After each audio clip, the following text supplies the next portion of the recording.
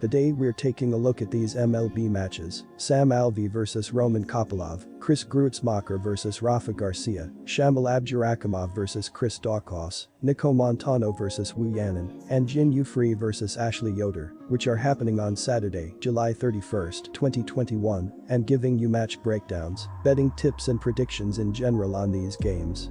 Welcome back to High Stakes. Let's get straight into it. Also, don't forget to subscribe to get notified as soon as we release these sport prediction videos. And if you would like more betting tips and predictions, then check out our Patreon in the link down below. Our new Patreon is a way for us to help you improve your chances of making more money.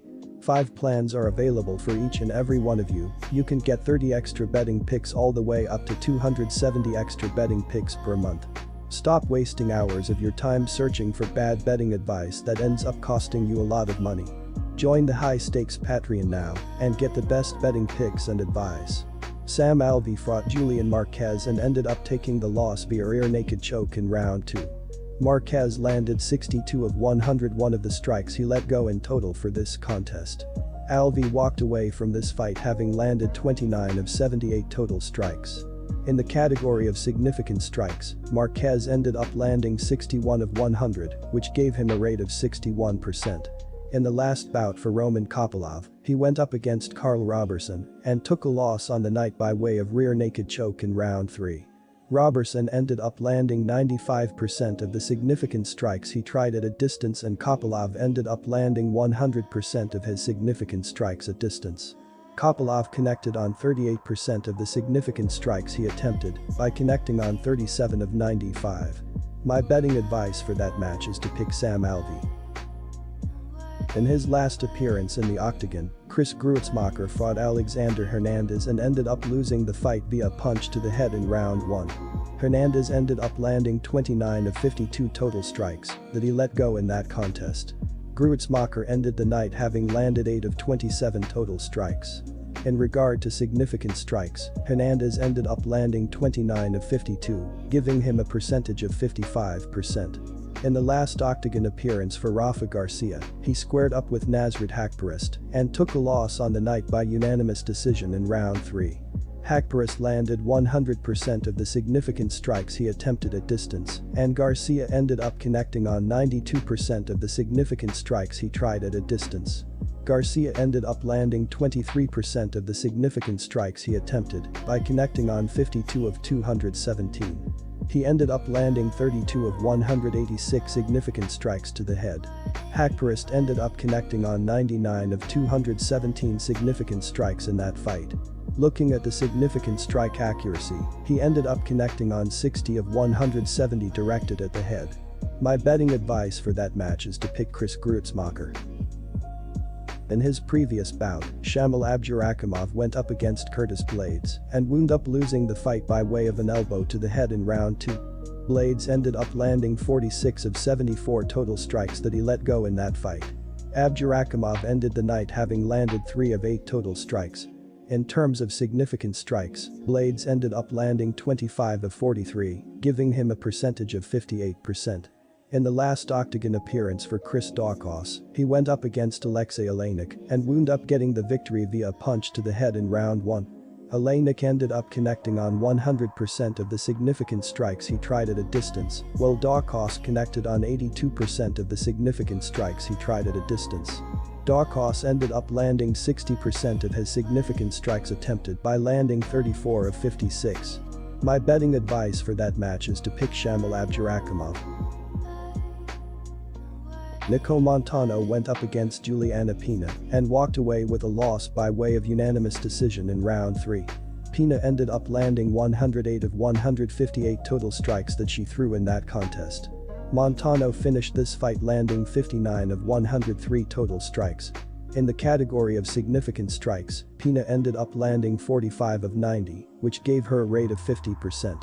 She finished the fight landing 32 of 73 significant strikes directed at the head. Statistically, Montano ended up landing 48% of her significant strikes by connecting on 38 of 79. Wu Yanan went up against Jocelyn Edwards and ended up walking away in defeat via unanimous decision in round 3. Edwards connected on 81% of her significant strikes at distance, and Yanin landed 87% of the significant strikes she tried at a distance.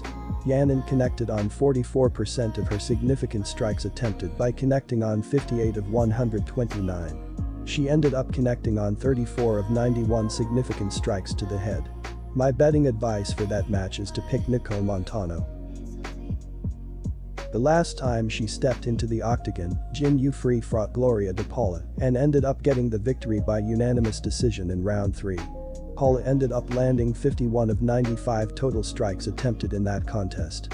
Free walked away from this fight having landed 50 of 125 total strikes. In the category of significant strikes, Paula landed 31 of 63, giving her a percentage of 49%. She ended up landing 18 of 48 significant strikes to the head. On the other side of the cage, Free landed 30% of her significant strikes by sticking 24 of 79. Of all the significant strikes, she was 10 of 62 pointed at the head. 87% of the significant strikes landed by Paula and 70% of them connected on by Free were done at distance. In the last bout for Ashley Yoder, she battled Angela Hill and ended up walking away in defeat via unanimous decision in round 3. Hill ended up landing 61% of the significant strikes she tried at a distance, while Yoder ended up connecting on 100% of the significant strikes she attempted at distance.